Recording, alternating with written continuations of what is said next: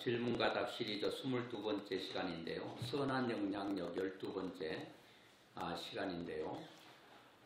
우리가 계속 말씀을 드리지만 우리가 이 땅을 태어나서 한동안 한평생 살면서 어떤 사람은 남에게 많은 그 유익을 주고 살아요.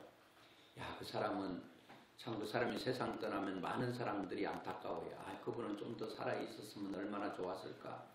근데 어떤 사람의 죽음은 잘 죽었다라고 평을 받는 사람들도 있습니다. 아이고 오래 살았다. 더 빨리 죽었어야 되는데 그런 사람들도 있을 것입니다. 여러분 사이 가운데 가장 가까운 사이가 어떤 사이죠? 부부 사이 아니겠습니까? 그런데 가장 가까운 사이, 가장 힘과 위로를 받고 격려를 하고 격려를 받아야 될 대상이 부부 사이입니다. 근데 우리가 제가 가끔 그런 얘기도 하지만 저도 직접 그것을 TV 보지 않고 쇼트 영상에서 봤는데 지금은 이제 그런 프로가 없는데 과거에는 그 할머니 할아버지 그런 프로에 나와가지고 서로 이제 할아버지가 설명하면 할머니는 답을 맞추고 또 할머니가 설명하면 할아버지가 답을 맞추는 그런 프로가 있었지 않습니까? 그런데 할아버지가 설명을 하고 할머니가 답을 맞추는 시간인데 이제 그 답은 천생연분입니다. 천생연분. 그래서 이제 할아버지가 이 단어를 보고 어떻게 설명할까 생각하다가 당신과 나 사이는 어떤 사이지? 라고 말하니까 뭐라고 말했다고 그랬죠? 왼수 이렇게 얘기했습니다. 할아버지가 황당하죠. 그 많은 사람들이 그 TV를 보는데 완전히 자기의 자존심이 다 구겨지는 시간 아니겠습니까? 만방에 할머니 앞에 인정받지 못하는 그런 시간 아니겠어요? 근데 속이 상해도 어쩔 수 없죠. 어떻게 답을 맞춰야 되니까 아니 그거 말고 당신과 나 사이 내자로 그랬더니 평생 왼수 그렇다고 그러잖아요. 그러니까 평생 그 왼수로 살아서 되겠습니까? 평생 참 그 사람은 나에게 있어서 하나님께서 주신 축복의 선물이었다. 그래야 되는데 그렇지 않는 사람들이 있어요. 어떤 사람은 예수 믿는 사람이 하나님 앞에 가면 따지겠대요. 뭘 따지냐 물었더니 하나님께서 큰 실수를 하셨다고. 뭔 실수를 하냐고 물으면 참 우리 남편 그런 사람을 남편으로 줘가지고 평생 원수를 내가 함께 살았다. 그걸 따진다는 거예요. 그게 꼭 아내뿐만이 그러겠습니까? 남편도 하나님 안 맞아도 너무 안 맞아요. 우리 부부는 로또 부부예요. 그런 거예요. 로또가 뭐냐고 그렇게 아내가 큰 복이냐고 그랬더니 안 맞아도 너무 안 맞는 게 로또래요. 그러니까 안 맞는 거야, 안 맞는 거예요. 그래서 어느 정도 안 맞느냐? 로또만큼이나 안 맞는 거예요. 그러니까 아예 맞는 것은 하나도 없는 거예요. 그러니까 이제 남편도 가서 물어보죠. 하나님 앞에. 하나님, 왜 그렇게 모질고 독한 여인을 나에게 아내로 붙여줘가지고 내 평생 한 번도 마음 편할 날이 없었어요. 하나님께서 왜 그러셨냐고 이렇게 묻는 남편들도 또한 있을 거라고 생각이 됩니다. 실제로 그런 사람도 있더라고요. 보니까. 오늘 저는 선한 영향력 가운데 한 사람을 얘기를 하려고 합니다. 지난번에는 물론 많은 영향력을 끼쳤지만 그 가운데 아주 축소해서 한 사람이 한 사람에게 집중적으로 영향력을 끼쳤다.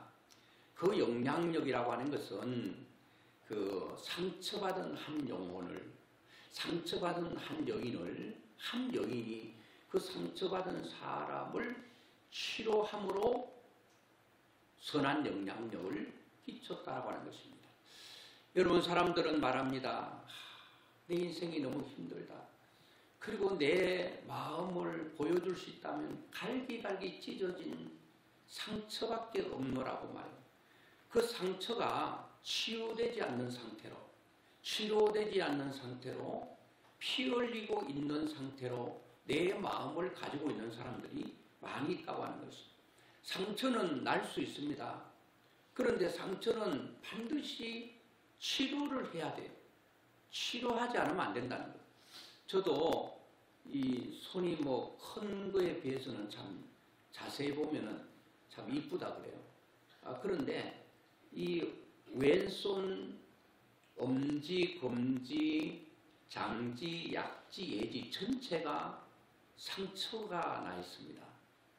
상처가 나 있는데 지금 또 세월이 많이 흘렀는데 거의 뭐 50년 세월, 40년의 세월이 흘렀는데도 상처가 그대로 있어요. 이게 무슨 상처냐? 제가 소풀을 베고 또 산에 나무하러 가가지고 나무를 찍어야 되는데 손을 찍어서 이 손이 그렇게 된 거예요. 그래 이 장지는 이게 끝부분이 꼬부라져 있어요. 낫으로 찍어서 꼬부라진 상태로 뭐 그때는 뭐 병원 가서 제대로 펴고 뭐 이렇게 뭐 깁스를 하고 그러지 않잖아요. 그대로 꼬부라진 상태로 묶어놨더니 꼬부라진 상태로 치료가 된 거예요. 그때 여름에는 나무가, 겨울에는 나무 하다가 찍혀서 상처나고, 겨울에는 세수하려고 보니까 찬물이 들어가면 깜짝깜짝 놀라겠어. 너무너무 아프고 힘들고 쓰라리고, 여름에는 소풀을 빌다가 찍어서 또 상처나고, 그래서 뭐 여름에도 우리 멱을 감잖아요. 하면은 이게 막 손이 너무 아파. 그래서 수영을 해야 되는데 한 손 들고 한 손으로 수영을 안 되잖아요. 이 불편함이 너무 많은 거예요. 그런데 시간이 흐르니까, 때가 되니까 다 물었어요. 상처가 다 고쳐졌어요. 지금은 뜨거운 물에 넣어도 괜찮고 차가운 물에 넣어도 괜찮아. 왜? 그 상처가 치유가 되었기 때문에 그렇습니다. 우리는 상처가 없는 사람 없어요. 다 알고 보면 상처가 있어. 그래서 우리가 보면 상처를 받은 사람은 많은데 상처를 준 사람이 별로 없어요. 아내는 남편으로부터 엄청난 상처를 받았다고 얘기하는데 남편은 아내가 받았다는 상처를 얘기하면 아이 뭐 그게 상처냐고 그러면서 자기가 아내에게 엄청난 상처를 줬는데도 불구하고 상처 준 것을 몰라요. 그 상처를 상처로 모른단 말이에요. 말로 때려 상처 주고 또 행동으로 상처 주고 모든 걸 상처 주고 상처를 준 사람은 안 줬다고 생각하고 또 안 줬다고 했는데 받은 사람은 많고 그 상처는 받은 사람이 많아요. 어쨌든 받았으면 받은 거예요. 안 줬다고 아무리 잡아떼도 받았다 그러면 어쩔 수 없는 거예요. 받았다 그러면 받은 거예요. 받았다 그러면 준 거라는 거예요. 그죠? 자, 준 것이 없는데 어떻게 받을 수 있겠습니까? 반드시 받았다 그러면 줬다는 거예요.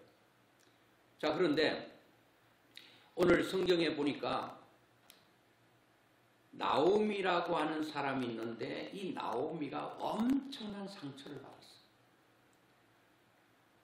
그리고 이 나오미의 상처를 누가 치유했는가 하면 며느리인 루시라고 하는 사람이 치료를 해줬습니다. 그 치료하는 과정이 성경에 기록되어 있는데 우리도 이런 과정을 통하면 다른 사람을 상처를 주지 않을 뿐 아니라 상처받은 사람들을 치료해주는 여러분들이 치유자가 될 수 있다라고 하는 것입니다. 오늘 이 룻기의 배경은 사사기, 룻기 바로 전에 있던 게 사사기잖아요. 사사기를 배경으로 하고 있는데 그 룻기가 기록된 사사기 시대의 배경이 뭐냐? 사사기 21장 25절에 보면 그 사사 시대가 나오는데 그때라고 하는 것은 사사 시대를 말합니다. 그때에 이스라엘에 왕이 없으므로 사람이 각기 자기의 소견에 옳은 대로 행하였더라. 자, 그 룻기가 기록될 당시에 사사시대인데 사람들이 자기 소견에 옳은 대로 다 행했다는 거예요. 누구 소견에 옳은? 내 뜻대로 다 행했다는 거예요. 그 다른 말로 하면 내가 다 왕이 돼가지고 내 인생을 끌어갔다는 거예요. 하나님께서 하나님께서 원하는, 하나님이 왕이 되어서 그분이 내 인생을 끌어가도록 만들어야 되는데, 하나님이 왕이 아니고 하나님이 주인이 아니고 내가 주인 되어서 내 인생을 내가 끌고 갔다는 거예요. 그런 인생들이 제대로 될 리가 있나 하는 것입니다. 자, 그런데 이 베들레헴이라고 하는 것은 떡집이라고 하는데, 여기서 세 사람의 인물이 거론됩니다. 첫째, 엘리멜렉이라고 하는, 제가 이제 말씀을 드릴 텐데요, 나오미의 남편이 엘리멜렉입니다. 그리고 엘리멜렉의 아내가 나오미고, 이 나오미가 이제 오늘 등장하는데 큰 상처를 받은 사람입니다. 그리고 또 이 룻이 나옵니다. 룻이 나오고 보아스가 나옵니다. 물론 이 엘리멜렉과 나오미 사이에 말론과 기론이라고 하는 두 아들이 있어요. 있는데 그 사람들은 원래 베들레헴에 살았습니다. 베들레헴은 떡집이고 하나님 안에 있는 삶을 말합니다. 그런데 베들레헴에 흉년이 들었다는 거예요. 흉년이 들어서 먹고 살기가 힘들어서 이 가족들이 결정해서 어디로 가기로 결정한가 하면 모압이라고 하는 세상을 상징하는 모압으로 가기로 결정한 거예요. 즉 말하면 예수를 믿다가 하나님을 섬기다가 하나님을 다 뒤로 하고 예수님을 뒤로 하고 세상으로 나가서 살기로 결정했다, 그 말입니다. 이게 바른 결정이에요? 바르지 않는 결정이에요? 당연히 바르지 않는 결정입니다.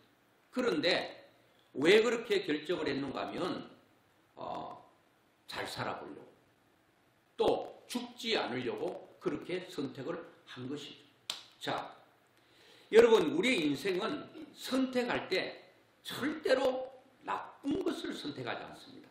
좋은 것을 선택했는데 결국 가보면 그것이 잘된 선택이 아니고 잘못된 선택일 경우가 많다는 겁니다. 이거는 별로 좋은 선택은 아니고 힘들고 어려운 선택인 줄 알고 했는데 결과는 아름답고 좋은 선택이 되기도 합니다. 오늘 베들레헴에 살았던 엘리멜렉의 가정의 선택은 자기들이 생각할 때는 좋은 선택처럼 보였는데 그것이 결국 결론적으로는 아주 쫄딱 망하는 선택으로 가게 됐다라고 하는 것입니다.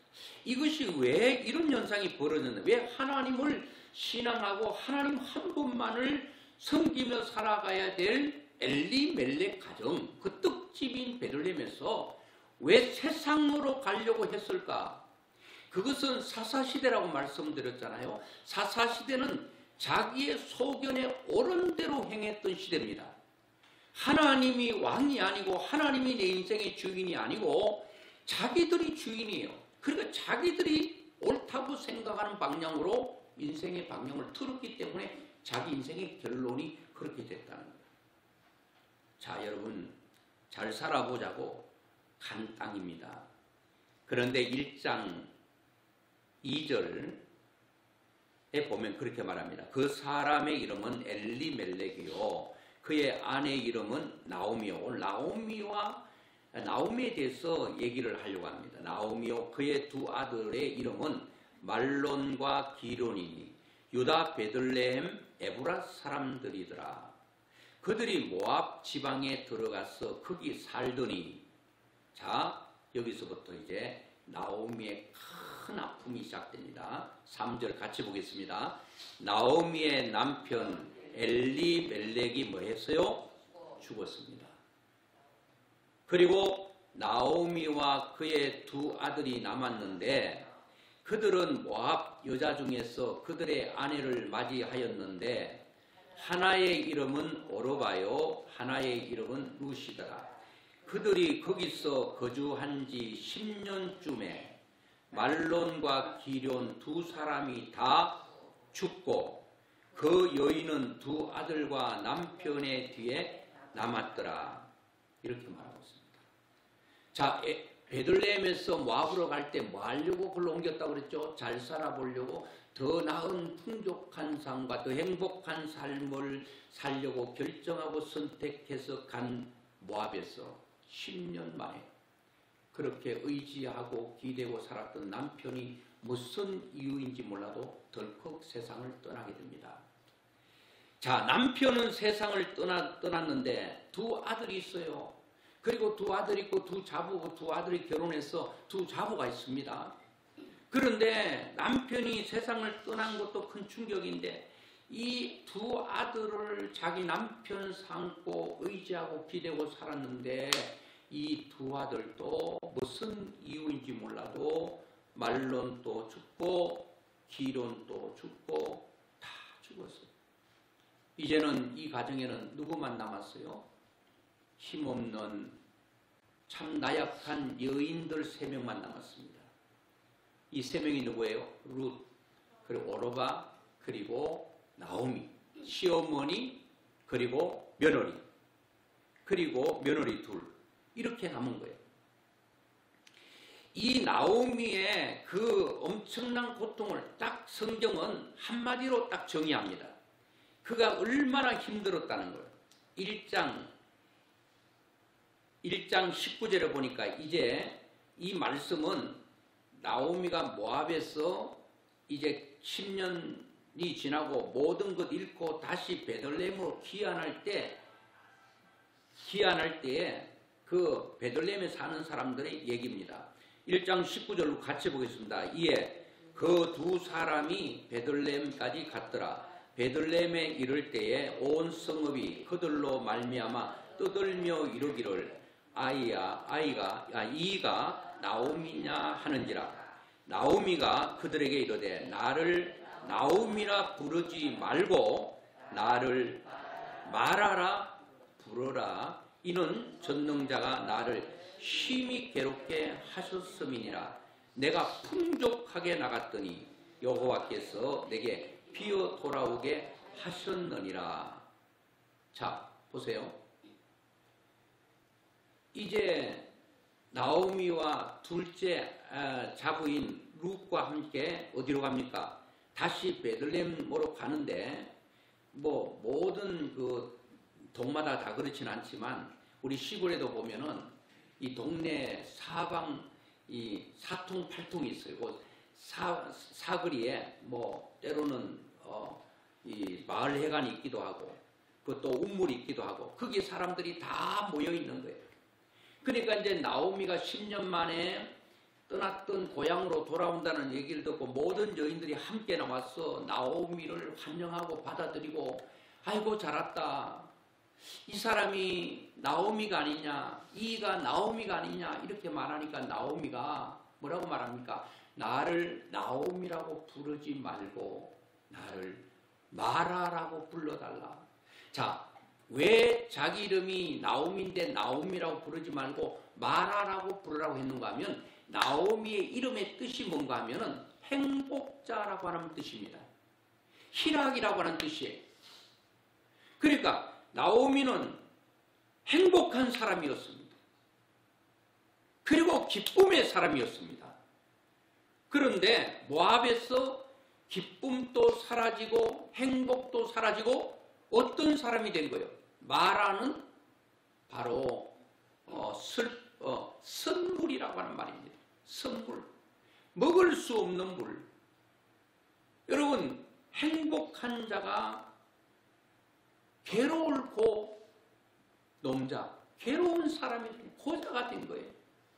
그러니까 이 나오미가 너무너무 힘든 거예요. 풍족하게 나갔다가 이제는 완전히 비어 쫄딱 망해서 그렇게 돌아왔다는 이름이 참 중요한데요. 우리 집사님 집에 그 애견 그 개 이름이 겨울이에요. 겨울. 그 겨울인데 이 이름이 안 좋잖아요. 인생이 겨울을 살기를 원하는 사람 없어요. 막 그 영하 막 20도, 30도, 50도 내려가 봐요. 어떻게 살겠어요? 저기 몽골이라든지 러시아 같은 데 가면 살 수가 없어. 추워서. 근데 그 개 이름이 겨울입니다. 겨울. 잠깐 우리 집에 와 있길래 내가 말씀을 준비하면서 겨울아, 너는 이름은 겨울인데 너의 인생은 어떻게 봄과 가을처럼 살고 있냐. 다 해주니까. 가만 봤더니 이름은 겨울인데 주인을 잘 만나서 봄과 가을의 인생을 살고 있어. 먹을 것 다 주지, 물 주지, 뭐 다 해주지. 완전히 얘는 개팔자 중에 상팔자고, 하여튼 뭐 잘못해도 나무래지도 않고, 뭐 개들은 그렇잖아요. 개들은 참, 이게 개에게 정들면요, 이게 참 사람이 힘들어집니다. 왜? 그러잖아요. 남편이 늦게 퇴근하니까 다 식구들은 코를 덜렁덜렁 걸고 자는데 이거는 자지도 않고 미리 발자국소리 뜨고 문을 긁으면서 좋다고 오면은 펄쩍펄쩍 뛰고 뒤집어지고 야단법석을 하니까 이뻐하지 않을 수가 없는 거예요. 그런데 문제는 이뻐하는 거는 좋은데 이게 도를 넘어버리면 안 된다. 이게 남편보다도 아내보다 자식보다도 더 위에 지금 이제 개들이 이제 판을 치고 있어요. 자, 그런데 이름이 중요한 거예요. 나오미, 희락입니다. 나오미, 행복자입니다. 그런데 인생이 마라의 인생이 되어버린 거예요. 얼마나 괴로웠으면 나오미는 인생이 마라, 이것으로 나오미 인생을 충분히 설명하고 있다는 거예요. 나오미의 상처가 마라라고 하는 말 속에 그의 상처가 다 포함되어 있는 거예요. 그런데 이 엄청난 상처, 저도 이 나오미의 이 상황을요 너무나도 잘 알겠어요. 우리도 시골에서 꽤나 논밭이 있었고 집도 있었고 했는데 거의 다 팔고, 다 판 건 아닌데 저 칠곡이라는, 대구 칠곡이라는 곳에 가지고 기가 막힌 집을 짓고, 그림 같은 집은 아니더라도 이 옥한 그 기역자로 된, 그때는 그게 유행했거든요. 너무나도 좋은 집을 짓어요. 가보니까 무슨 멋있는 집이 하나 있길래 저거 누구 집이고 그랬더니 우리가 가서 살 집이래요. 우리 집이래요. 이야, 그 동네에서 아마 몇 번째 손이 꼽힐 정도로 집을 짓고 들어갔습니다. 그런데 가자마자 우환이들이 닥쳐가지고 3년인가 3년 만에 집 다 팔고 돈 다 하고, 나갈 때는 엄청난 차에 엄청난 짐을 싣고 나갔는데 돌아올 때는 너무나도 초라하게 돌아오는데, 우리 고향에 오는데 그 사거리가 있는데 마을 해관이 있고 큰 느티나무가 있고 그리고 이 은행나무가 있는데 거기에 우리가 온다는 얘기를 듣고 다 나온 거예요. 그 사거리에 조그만한 집, 다 쓰러지진 않지만 그 얄궂은 집 하는데 그게 우리가 살 집이래요. 그래서 차라리 구석 저 산 꼴짝에 있었으면 좋았겠는데 거기 동네 사람들이 사방으로 다니는 그 모퉁이에 우리 집이 있는 거예요. 나는 고개를 들 수가 없었어요. 야, 얼마나 힘들고 아팠는지 몰라요. 이 나오미가 그런 심정이었던 것 같아요. 고개에 들 수 없는 것. 나오미가 라마가 됐으니, 마라가 됐으니까 얼마나 고통스럽겠어요. 또 한 가지 나오미는 남편이 세상 떠나고 자식이 세상 떠나는 것은 견딜 수 없는 아픔이었을 것입니다. 이런 인생이 얼마나 되겠어요? 물론 이보다 더 힘든 사람도 있겠죠. 저는 이것을 간접적으로 경험했어요. 제가 저희 아버지에 대한 얘기를 많이 했기 때문에 몇 살 때 돌아가신 거 아시잖아요. 49에 돌아가셨어요. 근데 장례를 치르고 돌아오는데 우리 할머니가 저 먼 허공을 바라보면서 아주 그 말할 수 없는 그 어떤 슬픔, 거의 정신이 나간 분이에요. 그러니까 자기 아들이 어디서 묻히고 어디로 간지는 모르지만 그 방향을 향해서 아주 넋 나간 사람처럼 바라보는 그 할머니 모습 속에서 자식이 먼저 간다는 것은 큰 불효라고 그랬잖아요. 먼저 가고 싶어 갔겠습니까? 그런데 부모 앞에 가는 것은 부모가 죽을 때까지 산에 묻는 게 아니라 가슴에 묻는다고 그랬잖아요. 함께 고통을 같이 하는 거예요. 근데 다른 거 뭐 남편아 부모는 다 산에 묻는다고 그러잖아요. 산에 가봐야 돌아가셨구나. 근데 자식은 가슴에 묻고 있으니까 함께 늘 고통을 같이 하는 그 죽음을 경험하는 거예요. 아픔을 경험하는 거예요. 그거 내가 경험했잖아요. 그런데 저희 큰 누님도 49에 또 돌아가신 거예요. 이야, 우리 어머니 남편 일찍 떠나고 큰 딸을 남편처럼 의지했는데 갑자기 그렇게 생때같이 건강한 사람이 갑자기 세상 떠난다고 합니다. 내가 여기 수원에서 저 의정부 무슨 병원에 있다고 그래서 차를 타고 가면서 기도를 간절히 했습니다. 하나님, 누님을 꼭 좀 살려주세요. 왜 살려주셔야 되는가 하면 우리 어머니 못 삽니다. 저러다가 같이 줄초상 나고 장례를 2번 치러야 됩니다. 하나님, 또 저를 보더라도 또 우리 어머니를 보더라도 좀 살려주세요. 당사자도 물론 살아나야 되지만 당사자가 죽어서는 안 될 이유를 하고 계속 기도하면서 갔거든요. 그런데 중간중간인데 연락이 왔습니다. 돌아가셨다고. 제가 거기 가서 봤거든요. 그리고 저희 모친이 너무 충격을 받아가지고 실어증 말을 잃어버렸어요. 여러분 희한하잖아요. 그래서 사람이 말을 계속하는 사람, 말을 잃는다는 게 말이 되는 겁니까? 너무 큰 충격 받아보니까 말을 못하는 거예요. 아무리 어머니한테 얘기해도 어머님은 그냥 반응이 없는 거예요. 제가 어머니의 그 모습을 보고 참 안타까워서 붙들고 하염없이 울어도 제가 눈물 한 방울이면 우리 어머니는 눈물 그냥 한 말을 쏟아야 될 뿐인데 그렇게 아들이 눈물을 흘리는데도 어머니의 눈에서 눈물 한 방울이 나오지 않더라고요. 여러분 아시겠죠? 이 충격이 얼마나 컸는지. 자, 이렇게 큰 상처를 받은 아픔이 있는 나오미를 룻이 어떻게 그가 치료해 나갔는가.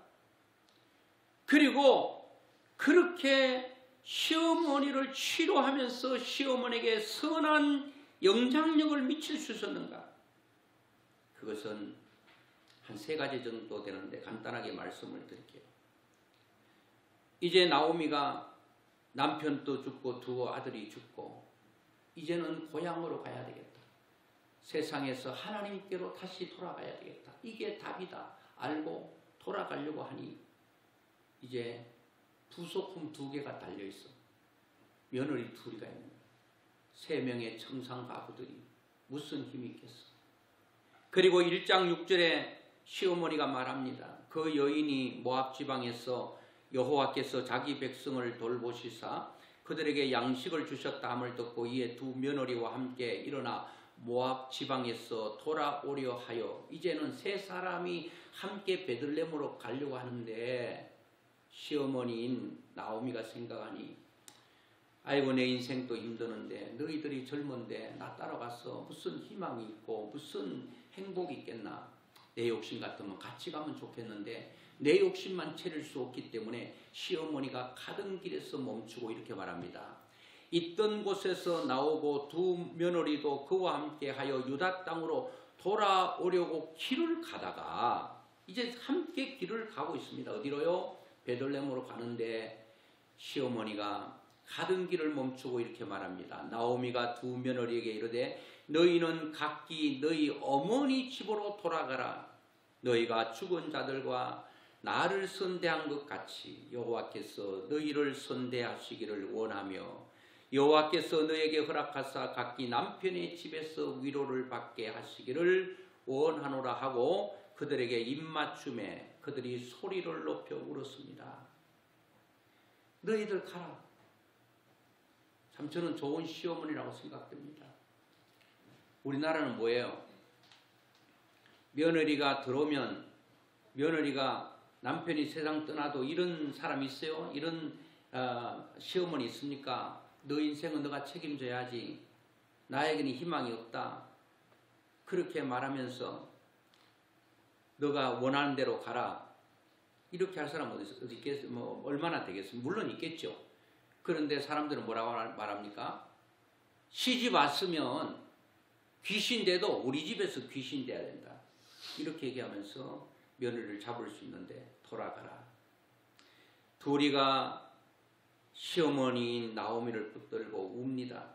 소리를 높여 울더니 큰 며느리가 오르반데 오르반은 그의 시어머니에게 입맞추되 룻은 그를 붙쫓았더라. 자, 오르반은 입맞췄다는 것은 어머니가 작별 인사하고 자기가 있었던 모압 지방에 남고, 즉 그는 하나님을 선택하지 않고 세상을 선택하고 남고, 누구는 룻은 시어머니를 쫓아갔다. 그러면서 15절에 이렇게 말합니다. 나오미가 또 이르되 보라 내 동서 오르바죠. 큰 동서 오르바는 그의 백성과 그의 신에게로 돌아갔다. 그들이 믿는 하나님이 아닌 다른 신으로 돌아간 것처럼 너도 동서를 따라 돌아가라. 이렇게 말하니까 이제 가야 되나 말아야 되나. 자, 룻도 자기 고향 땅 모압에 있으면 거기는 친구도 있고 친척도 있고 이웃도 있기 때문에 괜찮을 거예요. 그런데 시어머니를 따라가면 낯설고 물선 그 베들레헴으로 간다는 것은 얼마나 큰 고통의 길을 선택하는 것입니까? 그런데 룻은 자기의 앞길이 보이지 않고 희망의 빛이 전혀 없는데도 불구하고 시어머니를 선택하고 힘든 길을 선택하게 된 이유가 뭘까? 사람은 좋은 걸 선택합니다. 축복된 길을 선택하고 행복된 길을 선택하는데 룻은 희망이 없는, 어떻게 보면 고통을 선택하고 고행을 선택하고 그렇게 선택한 겁니다. 여러분, 무엇이 룻으로 하여금 이런 시어머니를 따라가는 고생길을 선택할 수 있었을까? 그것은 첫째, 하나님 때문입니다. 누구 때문이라고요? 하나님 때문입니다. 룻이 1장 16절 하반절에 보면 어머니의 백성이 나의 백성이 되고 어머니의 하나님이 나의 하나님이 되시리니, 뭐요? 어머니의 백성이 나의 백성, 어머니의 하나님이 나의 하나님이 되기 때문에 나는 하나님을 선택하겠습니다. 이런 말입니다. 오늘 여러분들을 또 하나님을 선택하면 그 길이 때로는 힘들고 어려운 길일 줄 몰라요. 그 길이 좁은 길일 줄 모릅니다. 그런데 반드시 성경은 답을 이미 주고 있습니다. 룻이 선택한 어렵고 힘든 길, 세상 사람들이 볼 때 어리석은 길을 선택했는데 결국은 그 길이 축복된 길인 것을 우리는 성경을 통해서 보여주고 있습니다. 오늘 여러분, 하나님을 선택할 수 있기를 주의 이름으로 축원합니다. 그 길이 죽는 길에서 사는 길이요, 망하는 길에서 흥하는 길이요, 안 되는 길에서 되는 길이 바로 하나님을 선택하는 길입니다. 여기서 시어머니 나오미는 며느리의 선택을 보면서 얼마나 많은 위로가 됐을까. 여러분, 부모들이 신앙생활 잘하면요, 부모 자식들이 돈 많이 주는 거 그거 좋죠. 뭐 좋은 선물 사준 거 좋지요. 그런데 부모는 이거를 원합니다. 뭘 원한다고요? 내 자녀들이, 내 아들과 딸들이 하나님을 잘 섬기기를 부모는 원해요. 부모는 그렇게 자녀들이 신앙생활 잘하기를 원하는데 자녀들이 엇나가 부모님이 늘 마음이 아파. 어느 날 돌아올 때 뭔가를 해줘서가 아니라 얼마나 큰 위로가 되는지 아세요? 나오미의 아픔은 이 룻의 선택으로 말미암아 치유가 되어가고 있는 거예요. 뭘 선택했기 때문에? 자기 큰 며느리는 하나님을 선택하지 않고 세상으로 가버렸어. 그런데 자기의 둘째 며느리 룻은 하나님을 선택하겠대요. 그 길을 가겠대요. 얼마나 큰 위로가 되겠어요. 여러분, 우리 기독교 역사 가운데 어거스틴이라고 하는 사람이 있는데 큰 일을 했습니다. 어거스틴의 어머니는 모니카입니다. 근데 이 어거스틴이요 빗나갔어요. 어머니 신앙생활 너무 잘하니까 어머니 속상하게 하려고요 완전히 마니교라고 하는 이상한 종교에 빠져가지고요 엉뚱한 데 나가는 거예요. 엄마 골탕 먹어봐라 이런 거죠. 그런데 어머니는 이 아들이 잘못된 방향으로 갈 때에 아들이 잘못된 방향으로 가는 그 방향으로 향해서 어머니는 하염없는 눈물을 많이 흘렸습니다. 하나님, 저 잘못된 길에서 돌아오게 해주세요. 돌아오게 해주세요. 얼마나 많은 눈물을 흘렸는지. 그런데 어머니 모니카의 눈물이 이 아들 어거스틴 잘못된 아들이 어머니의 눈물을 따라 다시 돌아왔어. 하나님 앞에 얼마나 귀하게 쓰임받은지 모릅니다. 오늘 바로 이것이 아들 어거스틴을 통해 아파했던 어머니가 다시 아들 어거스틴이 어머니가 믿는 하나님, 그 하나님께로 돌아왔을 때 어머니가 얼마나 기뻐하셨을까. 마라의 어머니의 마음이 나오미 희락의 마음으로 바뀌어지지 않았겠습니까?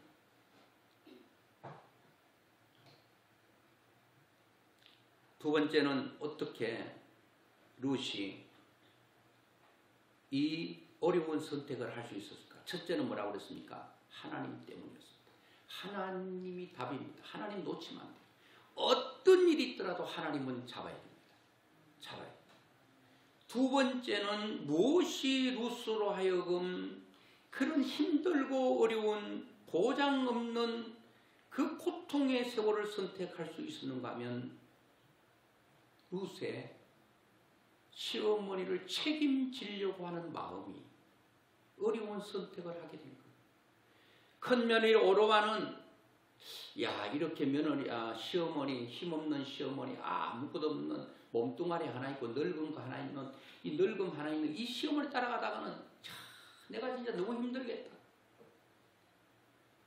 책임을 회피하고 떠나갔어요. 룻은 어머니를 내가 책임져야 되겠다. 상처 많은 어머니, 아픔 많은 어머니, 눈물 많은 어머니, 내가 책임 안 지면 누가 책임지겠나? 그러면 자기 인생은 어디 있어? 자기 인생은 없는 거예요. 어머니 인생을 책임지다 보니까 이 젊은 며느리 룻의 인생은 없는 거예요. 책임지는데 이렇게 책임지겠다고 결심합니다. 여러분 결심이 참 중요하거든요.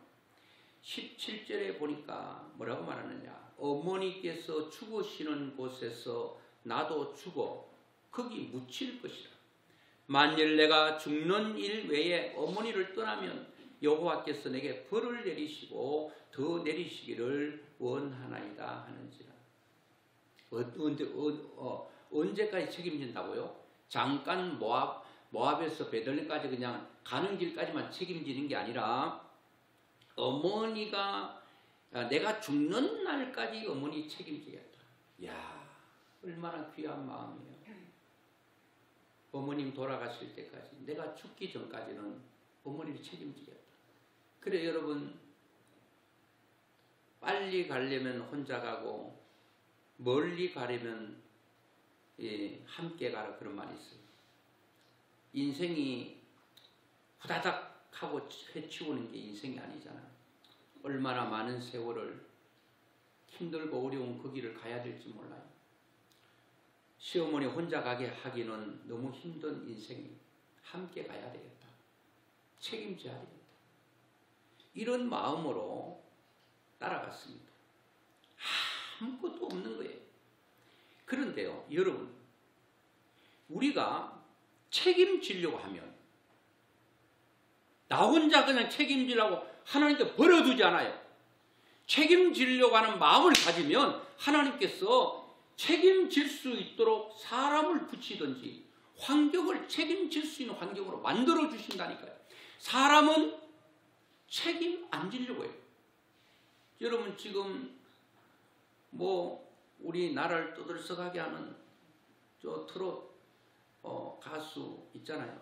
술을 음주를 하고 사고를 내고 그리고 도망가다가 뺑소니에다가 그리고 자기 회사 대표에게 그리고 매니저도 몇 명 있더만 그 가수 한 명에 매니저 몇 명 있는데 그 가운데 제일 힘없어 보이는 막내 매니저 22살짜리 야 네가 운전하다가 이랬다고 옷을 바꿔 입고 다 덮어봤는데 이게 다 드러났습니다.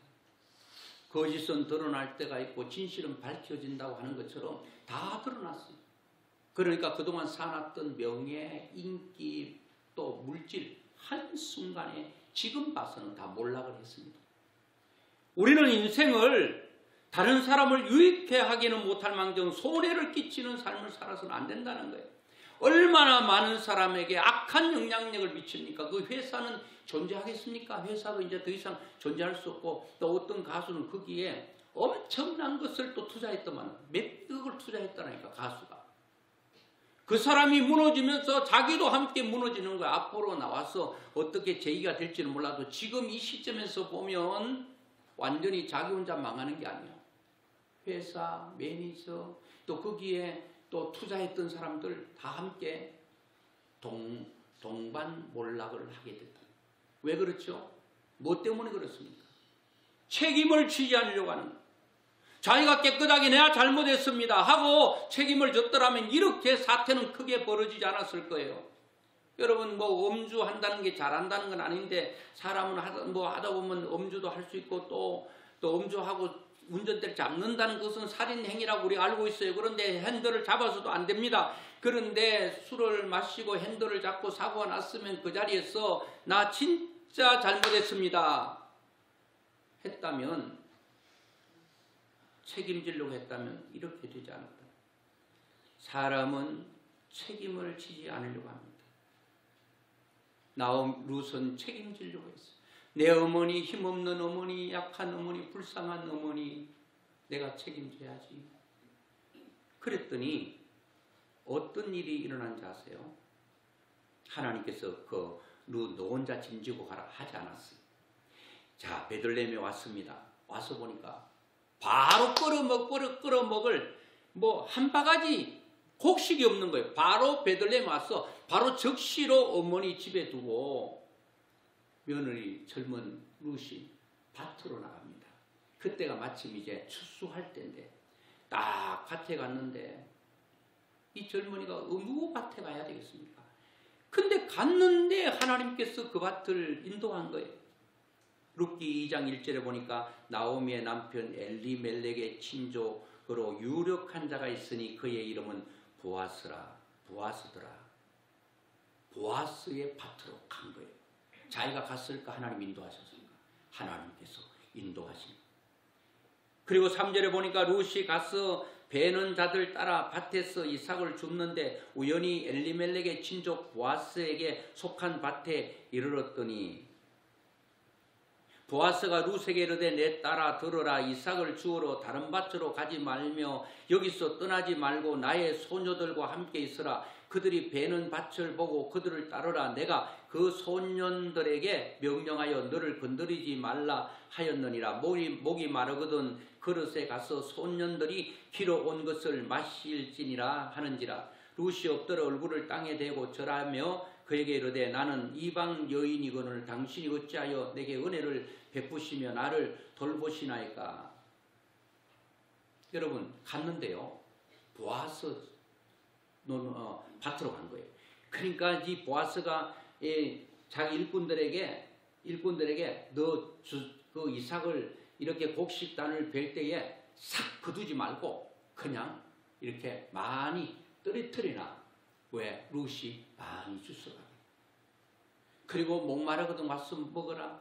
그리고 다른 데로 가면 위험하니까 여기서 보호를 받고 여기서 우리 소년들과 함께 먹고 그리고 여기서 이삭을 주어라. 이삭을 여러분 얼마나 저도 이삭 줍기도 해봤는데요. 얼마나 알뜰히 주워가는지 아세요? 싹 다 주워갑니다.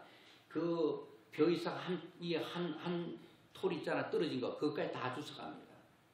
여러분 이런 곡식을 다 떤 곳에 가보면 없어요. 그런데 이 룻은 가서 하루 주선데요. 그거를 집에 가서 떨고 봤더니요. 한 마리 된 거예요. 한 마리. 엄청난 게 된 거예요. 여러분 내가 책임을 지려고 하면 하나님께서 은혜를 주셔서 이렇게 다 할 수 있도록 도와주신다. 여러분, 룻이 어려운 선택을 어떻게 하게 됐다? 하나님 때문입니다.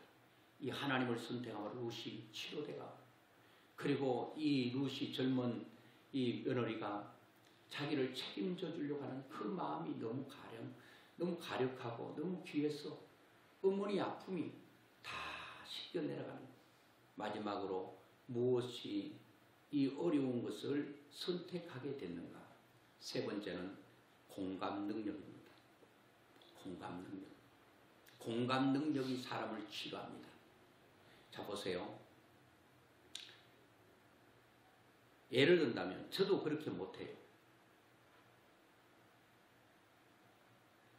우리 아내도 그런 일이 있었는데 어떤 분이 전화가 왔어요.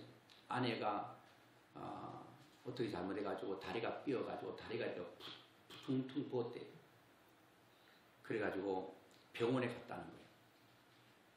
그 아내가 운전하고 남편은 운전을 하는지 안 하는지는 몰라도 그래서 같이 따라가지 그랬어요. 그랬더니 바쁜 일이 있으셨냐 그랬더니 자기는 집에 있대요.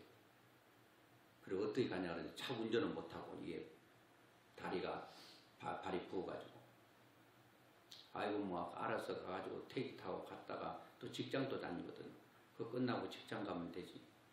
나도 그렇게 안 하면서 그렇게 말해서 아이고 시간이 있으신데 좀 따라가시죠. 가가지고 이렇게 좀 병원 같이 가고 이렇게 했으면 얼마나 좋겠어요. 그랬더니 아이고 뭐 자기 일은 자기 알아서 하지 뭐 그놈까지 내가 해야 된다고 그래요.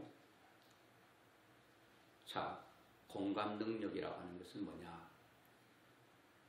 뭔가 상대는 원하는 게 있어요. 자, 다리 아픈 거를 두고 한번 얘기를 들어보자고. 다리가 부러졌어. 다리가 퉁퉁 부었어. 혼자 못 가겠어. 아내가 말하면 여보 오늘 당신 시간 있으니까 나하고 병원 같이 가면 어떻겠어? 그러면 아주 엉덩이 뿔난 남편은 당신 일이니까 당신 알아서 해라. 이렇게 하는 사람이 있겠죠. 근데 어떤 남편은 그거를 얘기를 듣기 전에는 몰랐는데 진짜 혼자 가기 불편하겠구나. 내가 따라가 줘야지. 같이 따라가. 요거는 낙제는 아니지만 60점이에요. 60점. 후하게 점수 주는 거예요. 어떤 남편은 가자고 해도 안 가. 이건 완전히 빵점이에요. 제가 빵점 남편이거든요. 그런데 진짜 탁월한 공감 능력을 가진 자는 어떻게 하느냐. 남편이 가자, 아내가 가자, 뭐 어떻게 말하지 않더라도 미리 알았어. 혼자 못 간다.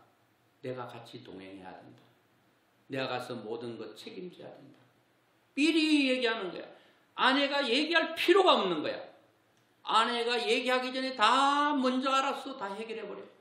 전등이 불 꺼졌는데도 여보 저거 하나 좀 바꿔주죠. 당신이 손입나 발입나 왜 못하냐. 당신 하라고. 이건 완전 빵점이야. 그런데 똑같은 집에 사는데도 전등이 껐고 하는데도 남편들은 무디어가지고 잘 몰라. 남편들은 한 가지밖에 못한다고 그러잖아. 제가 지난번에도 말씀드렸는데 남자들은 다 그런 거 아니고 많은 남편들이 껌 씹으면서 계단 못 내려온대. 두 가지를 못하는 거예요. 여성들은 참 잘 봐. 똑같이 보는데도 남자들은 두뇌 다 그런 건 아니에요. 분명히 그런 말씀드렸습니다. 아주 뭐 세밀하고 아주 뭐 정밀하게 잘하는 분 왜 없겠어? 있단 말이에요. 그런데 룻은 시어머니의 마음을 충분히 공감했다는 거예요. 시어머니가 혼자 혈혈단신으로 다시 고향으로 갈 때 얼마나 힘들겠어요. 그래서 며느리 보고 너희들은 가라고 했어요. 너희 고향 땅에 머물라고 했어요. 이것은 어떻게 보면 우리나라 어머니들 부모의 말을 빌리면 이거예요. 애가 자꾸 집을 나가니까 야 나갔다 들어갔다 하지 마. 아예 나가버려라. 이렇게 말할 때 아예 나가버리라는 거예요. 이제는 나가지 말라는 말이에요. 나가지 말라는 말을 나가라는 것으로 말을 하고 있잖아요. 막 자꾸 죽겠다 죽겠다고 그러니까 그러면 차라리 죽어버려라 그냥. 그렇게 죽으라는 게 부모가 자식이 죽으라 할 때 죽으라는 얘기예요. 그런 얘기 하지 말고 살라는 얘기입니까? 살라는 얘기 아니겠어요? 이 나오미는 며느리들이 가라고 했지만 가라고 한 내용 속에는 그래도 너희 중에서 나하고 같이 가려고 같이 갔으면 하는 그런 마음이 왜 없었겠습니까? 있을 수 있다. 오늘 우리는 나오미는 가라고 했지만 따라오는 그 며느리, 자기보다도 앞서 모든 것을 생각하고 행동하는 이 며느리를 통해서 나오미는 아픈 상처가 다 치유가 되는 거예요. 결론입니다. 나오미가 원래 희락과 행복한 여인이라고 하는 이름을 가졌지만 하나님 떠난 10년의 세월 가운데 나오미가 마라가 됐습니다. 그런 인생으로 살아가다가 다시 하나님께서 룻과 함께 다시 원래 이름으로 되찾게 됐습니다. 나오미의 인생이 다시 찾게 됐는데 아픔이 많이 상처됐습니다. 상처받은 게 다 고침받았습니다. 자, 그게 뭔가 하면 자, 룻기 4장 15절을 한번 17절까지 한번 보고 말씀을 뵙겠습니다. 이는 내 생명의 회복자이며 내 노년의 복량자라. 곧 너를 사랑하며 7 아들보다 귀한 내 며느리가 낳은 자로다 하니라. 나오미가 아기를 받아 품에 품고 그의 양육자가 되니 그의 이웃 여인들이 그에게 이름을 지어주되 나오미에게 아들이 태어났다 하여 그의 이름을 오벳이라 하였는데 그는 다윗의 아버지 이새의 아버지였더라. 자, 나오미는 며느리를 통해서 이 룻은 후에 누구하고 결혼했죠? 보아스. 보아스는 유력한 자인데 룻이 보아스를 만남으로 모든 게 다 해결됐어요. 이 보아스는 예수님의 그림자거든요. 그 룻은 보아스라고 남편을 만남으로 모든 게 해결된 것처럼 우리의 인생의 모든 문제는 그 예수님의 그림자인 보아스 인간을 잘 만나도 모든 게 해결됐다면 바로 보아스가 예수님의 그림자였는데 그림자가 실체로 이 땅에 오셔서 그분이 예수님입니다. 우리가 예수님을 만나면 모든 문제는 해결되는 거예요. 나오미가 바로 보아스, 자기의 며느리 룻과 보아스가 결혼해서 자식이 태어났는데 그 자식이 뭐냐? 내 생명의 회복자래요. 회복돼. 생명이 회복돼. 노년의 복량자라. 너를 사랑하며 7 아들보다 귀한 내 며느리. 야, 딱 아들 7보다 더 귀한 며느리래요. 그리고 며느리가 낳은 아들을 품에 안고 너무 행복해하는 거 있잖아요. 모든 게 회복됐어요. 여러분, 내가 하나님을 선택하고 그 길이 힘들고 어려운 길처럼 보였어요. 힘없는 시어머니 따라가는 게 고행길처럼 느껴졌어요.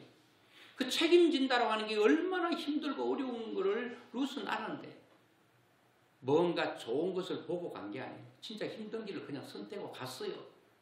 갔더니 그리고 시어머니 아픈 마음을 자꾸 공감해주고 이렇게 어루만져 줬더니 하나님께서 자기가 상처받은 시어머니 살리려고 하다가 하나님께서 시어머니만 살아난 게 아니고 자기가 살아난 거예요.